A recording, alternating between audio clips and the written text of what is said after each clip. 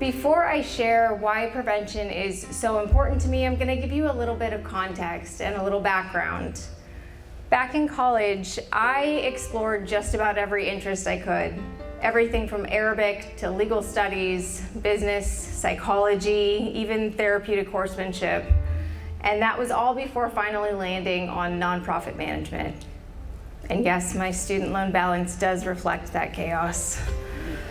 But what has remained unchanged from the time I was a little girl is that I always wanted to help hurting people. And for 15 years, I got to do just that.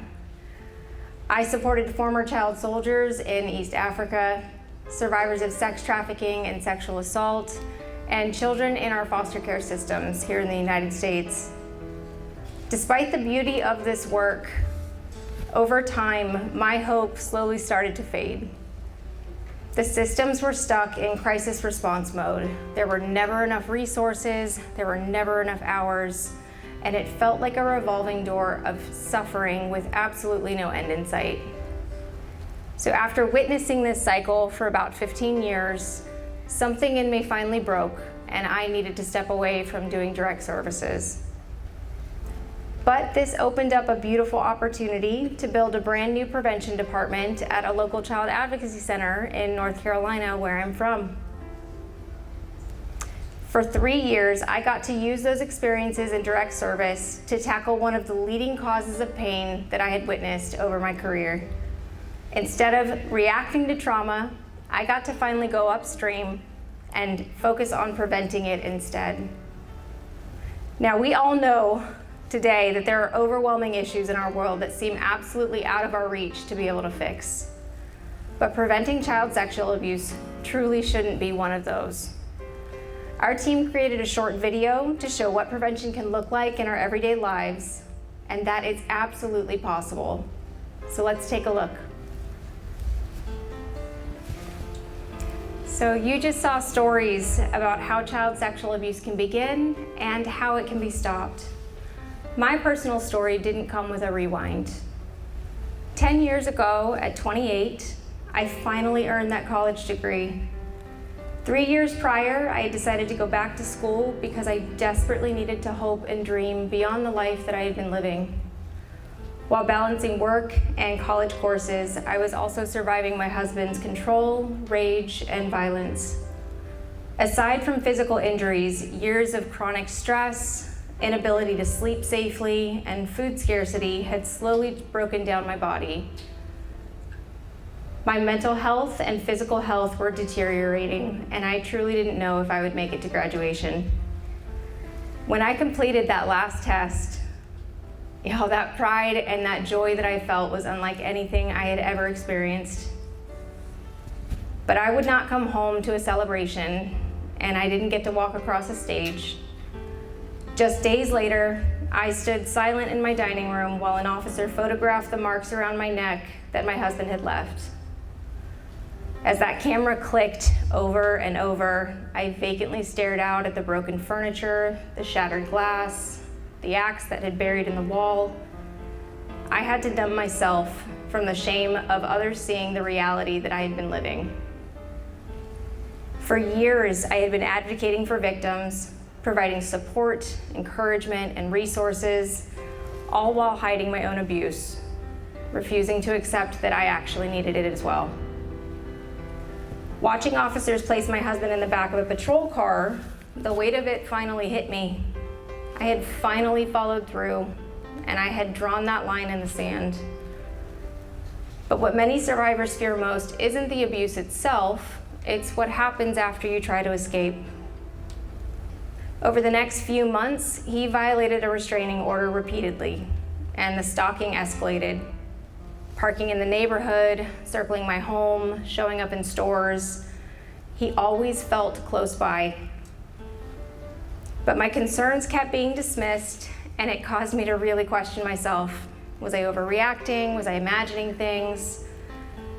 Until the day my friend discovered a trapdoor that he had cut into my bedroom floor. He had been hiding in the crawl space and using that door to slip in and out, listening, watching, and waiting. My experiences weren't just painful, they were nearly fatal. And as I've been told by law enforcement, if we hadn't found the door that day, I very likely would not be here today. So what does domestic violence have to do with child sexual abuse? Well, despite having the ability to leave throughout my marriage, I stayed. I was held hostage by mental barriers that were established long before I ever met him. Starting at a young age, child sexual abuse shattered my self-worth and it silenced my voice. It left me unable to form healthy relationships or stand up for myself. I carried guilt and shame that were never mine to carry. And I was believing that I was broken and unlovable.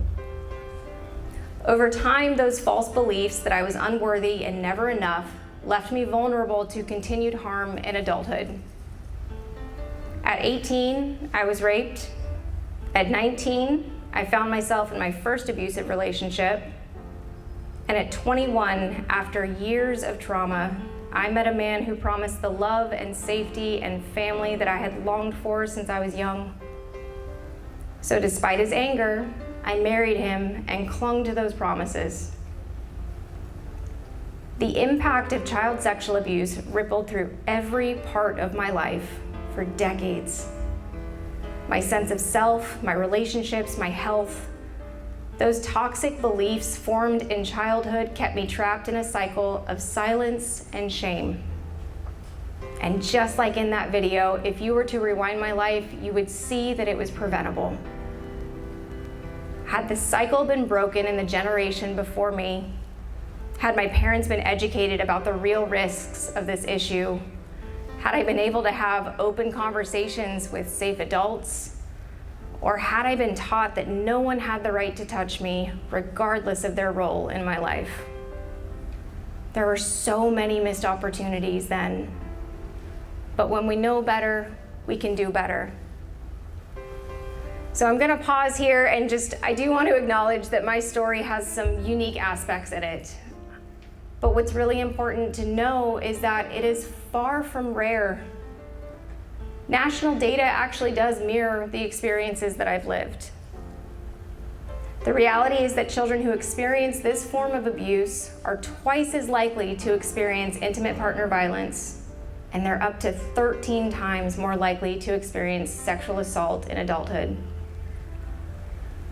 Today, it's estimated that 1 in 5 children will experience child sexual abuse in the United States, either online or in person.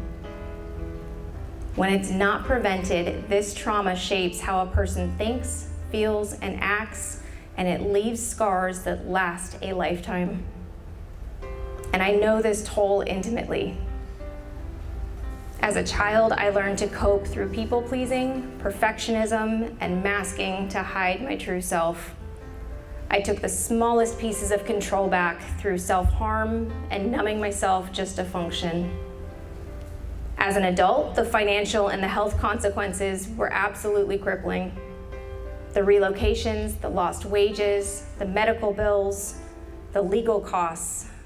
Rather than investing in my future, everything that I earned went to surviving crisis after crisis. And then there's the opportunity costs. How much farther along would I be if my energy had gone into growing instead of surviving? If I had spent my childhood connecting rather than cutting, or dreaming rather than dissociating? Child sexual abuse did not just wound me, it stole years and years of potential. It placed barrier after barrier between me and my ability to thrive and to give the very best of myself to those around me. And it was all preventable. But what's really important to me is to make sure that I make this very clear: adversity is never destiny. Healing isn't easy, and there are setbacks all along the way. But it's absolutely possible, and it's never too late to begin. If you've walked this path yourself or are supporting a loved one who has, please know that you're not alone. I know I'm speaking to folks in this room tonight. I would be honored to connect with you at any point this evening. For me, my son was the reason that I finally committed to trauma therapy. to break the cycle once and for all so that he never carries the weight of my past, and so that I can truly give him the very best of me. And that little boy started kindergarten today. When I originally wrote this, it was meant to be like a heartfelt moment, but this morning he was super grumpy, and his first day back at school, his back to school picture really looks like a mugshot, so. But he truly is. It's because of him that I have fought like hell to reclaim the lost pieces of myself and to break free from those toxic beliefs. And it's because of him that I now live this beautiful life, one that I never could have pictured before I had started on my healing journey. So despite all I've been through, I'm actually one of the lucky ones. And as grateful as I am for that, what I wish I had had more as a child were the people and the systems that would have been in place to prevent the harm from ever happening. And what I want for my son is to grow up in a community where protection is embedded in every level of society, where prevention is the rule and it's not the exception, because he deserves better. And that is exactly why Not Today exists. We're here to bridge the gaps between what children need for safety and what our communities are able to provide. Because every single day that we wait, more children are harmed. Every day.